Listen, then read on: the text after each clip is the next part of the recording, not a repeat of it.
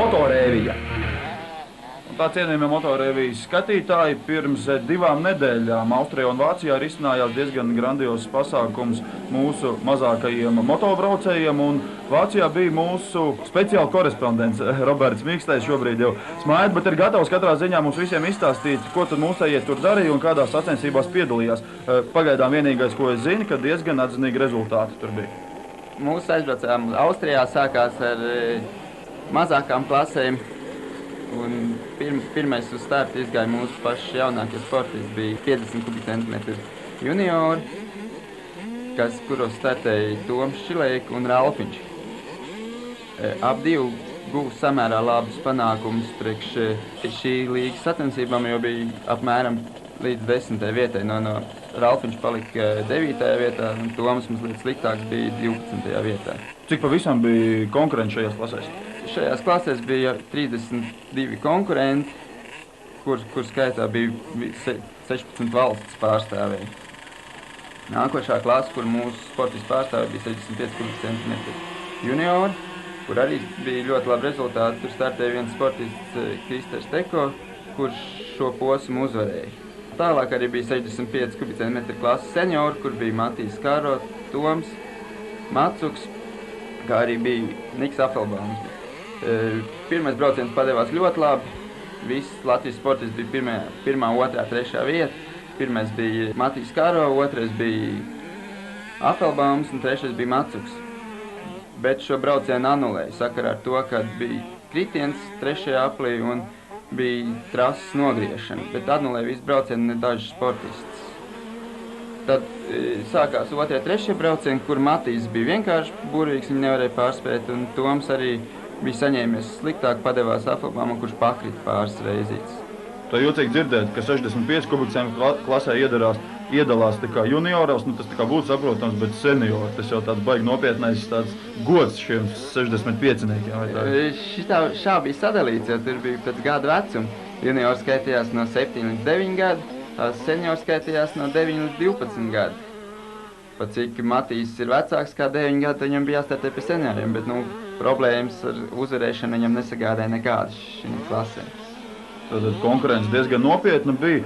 Kā šīm sacensībām nosaukums bija? Diezgan skaļš nosaukums arī, kur viņi piedalījās. Nosaukums bija ļoti skaļš, tas skaities pasaules kauss, ko organizē Vācijas jaunatnes sporta federācija.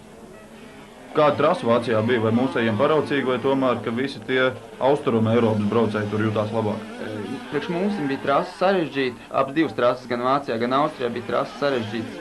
Austrijā bija ļoti cieta, var teikt, ka uz kaļķu bāzes apakšā tāda ļoti cieta nelaistīta. Trases laistīt bija tikai maziņu posmiņu. Kaut gan trasē bija iestaisīta laistīšanas sistēma iekšā. Viss trubas bija izvilktas tā, kā šauks varēja pieslēgt klāt ik pa 100 metriem, lai nolaistītu vienkārši to trasi, bet tas netika darīts. Līdzekļu taupīšanas nolūkos droši vien. Varētu būt, jo tur pat neatļauj dienas laikā iet dušā cilvēkiem. Teica, ka tas esat dzeramais ūdens, ka par to visiem esat jāmaksājies, ka tur nav tā kā. Un tādējādi trešais brauciens tika anulēts, jo lielais puteklis neļauj nemaz redzēt trešā braucot. 65 kubicentimetru klasē, pat cik senioriem tika anulēt pirmais brauciens sakarā to trases nogriešanu. Tad trešais brauciens vienīgais bija 65 kubicentimetru senioriem. Pāriem visiem tika vienkārši atcelt viņa sakarā ar to trasu nenolaistīšanu un ar lielo putekli, kas arī tika pasniegts tikai pirms paša starta, kad vajadzētu sākties trešiem braucieniem. Tās domas pieņēma vienkārši tur ļoti ātri, tur nespēja viņām sekot līdzi, kāds tika pieņēmts. Katrā ziņā Latvijā droši vien, kas sacensības tiek organizētas daudz augstākā līmenī. Latvijas līmeni šeit nevar salīdzināt vispār. Ne Vācijā. Vēl bija līmenis daudz maz labs, bet tiesāšana arī bija ļoti slikta. Latviešu cilvēks negaida sevišķi ārzemēs, kur sporto vietējie sportisti, kas nevar tikt līdz latviešiem. Ceļš mūsējie, ka šajā vecumā viņi diezgan nopietni un labi konkurēja ar pārējiem Eiropas klases braucējiem. Nākamajā dienā un nākamais posms risinājās Vācijā, vai tas skaitījās pie tā paša pasaules kausa, vai tā bija atsevišķa sacensība? Tas bija pasaules kausam otrais posms. Viņš sadalījās kā divos posmos. Pirmais bija Austrijā un otrais bija Vācijā. Visi organizatori, visi tiesneši bija tieši tas pats sastāvs. Tikai trases kopšanas ziņā un tādā tiesāšanas ziņā bija augstāks līmenis jūtams jau otrā posmā. Bija atkal pavisam savādāk trasa, bija ātrums liels. ļoti lielu kuru, kur vispār Latvijā šeit tādas nevar sastapt, un kuru uztaisīt tik, ka viņi visi aizmanto, ka nevar izbraukt iekš malas, kad tad uzreiz ir jūtams ātruma starpības. Un arī Vācijā mūsējie diezgan atzinīgi startēja. Vācijā mūsu sportisti arī bija ļoti labi. Mazajā klasē Toms ar Alfiņu ap 2 izcīnīja 9. un 10. vietu, kur kopvērtējumā pa abiem etapiem abiem jauniešiem mums atšķīrās pa 1 punktu. Ralfiņš bija priekšā Tomam pa 1 punktu tikai, tā kā ļoti līdzvērtīgi, un ap 2 bija 9. 10. kopvērtējumā. 65 kubicentimetri junioriem. Kristers Teko visas brauciens palika 2. vietā, bija spēcīgāks vācietis, bet arī sakarā ar tiesāšanu tas tikai tik tā panākts, jo 2. braucienā vietējais vācietis apzina pie dzelteno karoga, kas pēc noteikumiem nav atļauts, bet šī brīdī neviens neko nebija redzējis un nekādas sankcijas netika pieņemtas pēc sportista. Un kā tu mūsu senioriem gāja? Senioriem kā vienmēr. Matīs bija nepārspējams, tas viss brauciens kā no pirmās līdz pēdējai starta sekundei bija priekšā visiem. Mūsu Matsuks startēja ļoti labi, Apelbaums neatbrauc, aizbrauc mājās pēc Austrijas, jo viņam kopvērtējums nesanāca labs sakarā ar tiem pāris kritieniem. Matsuks mums arī startēja ļoti teicami, pat pārspēja savas iespējas. Apzina Kenu, kas skaitījās viņam vietējā zvaigzne, nepārspējamais.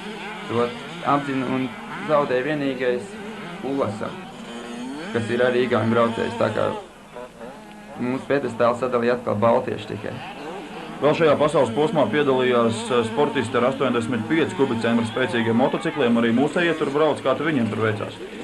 Starp mūsējiem bija sportisti Matīs Kāro brauc, abas klases, kā arī brauc vēl 85 kubicentru Dāvs Ivanovs.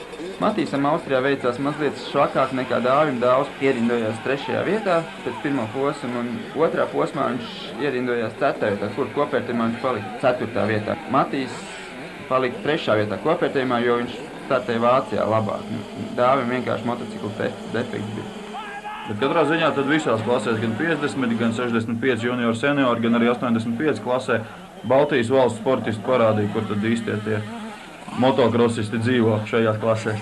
Visās klasēs bija praktiski goda pēdestāls aizņemts ar Baltijas sportistiem. Ja nebija latviešu pašā augšā, tad bija Igauni, un mazajā klasītē 50 kubicentru klasē bija atkal lietuviešu priekšā.